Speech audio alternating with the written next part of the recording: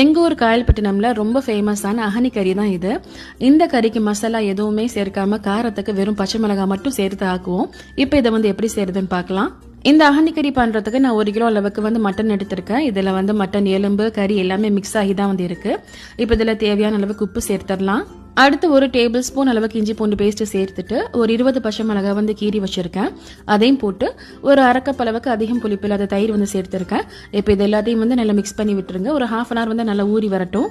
உங்களுக்கு ஊற வைக்கிறதுக்கு டைம் இல்லைன்னா பிரச்சனை இல்லை, அப்படியே தாளிச்சிடலாம். இப்போ இந்த கறியை தாளிக்கிறதுக்கு நான் ஒரு பெரிய பாத்திரம் எடுத்திருக்கேன். எங்க ஊர் சமையலுக்கு மோஸ்ட்லி தேங்காய் எண்ணெய் பிளஸ் நெய் இந்த ரெண்டும் தான் சேர்த்துக்குவோம். ஸோ இந்த கறி தாளிக்கிறதுக்கு ஒரு அரை கப் அளவுக்கு தேங்காய் எண்ணெய், ஒரு 3 டேபிள் ஸ்பூன் அளவுக்கு நெய் சேர்த்திருக்கேன். நான் எண்ணெய் சேர்க்கிறத பார்த்து நீங்க பயந்துடாதீங்க. இந்த அகனி கறி இப்படித்தான் இருக்கும். உங்களுக்கு இந்த அளவுக்கு எண்ணெய் சேர்க்க விருப்பம்னா நீங்க குறைச்சே சேர்த்துக்கலாம், பிரச்சனை கிடையாது. நான் இன்னைக்கு ஸ்ரீ கார்த்திக் நெய் தான் யூஸ் பண்ணியிருக்கேன். உங்களுக்கு இந்த நெய் வேணும்னா நீங்க ஆர்டர் பண்ணிக்கலாம். நான் நம்பர் ஸ்கிரீன்ல கொடுத்துருக்கேன். இப்போ நான் ஒரு 15 சின்ன வெங்காயம் கட் பண்ணி வச்சிருந்தேன். அதை ஃபர்ஸ்ட் போட்டு தாளிச்சுக்கலாம். இந்த வெங்காயம் நல்லா ஃப்ரை ஆகி மணம் வந்த பிறகு பட்டை, கிராம்பு, ஏலக்காய், ரம்ப இலை, தயிர், இஞ்சி பூண்டு பேஸ்ட், கருவேப்பிலை, பச்சை மிளகாய் இதெல்லாம் நான் சேர்த்துருக்கேன். கருவேப்பிலை எல்லாம் அப்படி காம்போடு தான் போட்டிருக்கேன்.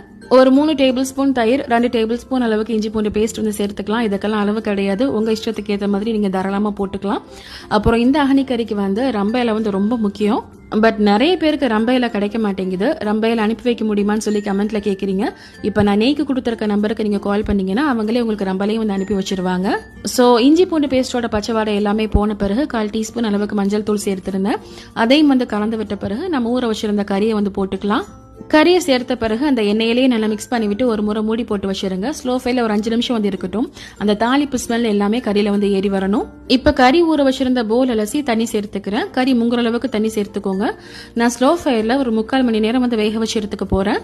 நீங்க இதை குக்கர்ல கூட போட்டுக்கலாம். பட் ஸ்லோ ஃபயர்ல வேக வைக்கும் போது உண்மையிலேயே இந்த அகனி கறி ரொம்ப நல்லா இருக்கும். அதே மாதிரி இதை பீஃப் அப்புறம் சிக்கன் இதில் பண்ணாலும் எனக்கு டேஸ்ட் பிடிக்காது. இது ஒன்லி மட்டன்ல மட்டும் தான் பண்ணணும்.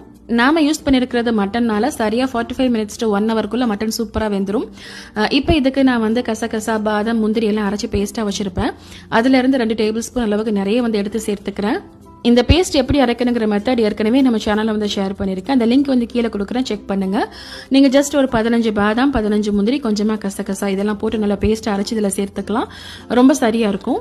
ஸோ அவ்வளோதான், நம்ம சேர்த்த பேஸ்ட் எல்லாத்தையும் நல்லா கலந்து விட்டு கொதிக்க வச்சிருங்க. இந்த அகனி கறி கொஞ்சம் கெட்டியாக தான் இருக்கணும். ஆனால் ரொம்ப இருந்துச்சுன்னா வத்த வச்சிருங்க. எண்ணெய் எல்லாமே நல்லா பிரிஞ்சு வரட்டும். இந்த கறியோட நல்லா சூடான சோறு அப்புறம் புளியானம் இந்த 2 இருந்தாலும் போதும், செமையா இருக்கும். எங்க வீட்டில் நாங்கள் எக்ஸ்ட்ராவா தேங்காய் பால் சம்பளம் வைப்போம். இந்த காம்பினேஷன் எனக்கு ரொம்ப பிடிக்கும். நாளைக்கு இந்த கறியை வச்சு பிரியாணி கஞ்சி எப்படி போடுறதுன்னு சொல்லி ஷார்ட்ஸ்ல ஷேர் பண்றேன். மிஸ் பண்ணாம பாருங்க. தேங்க்யூ.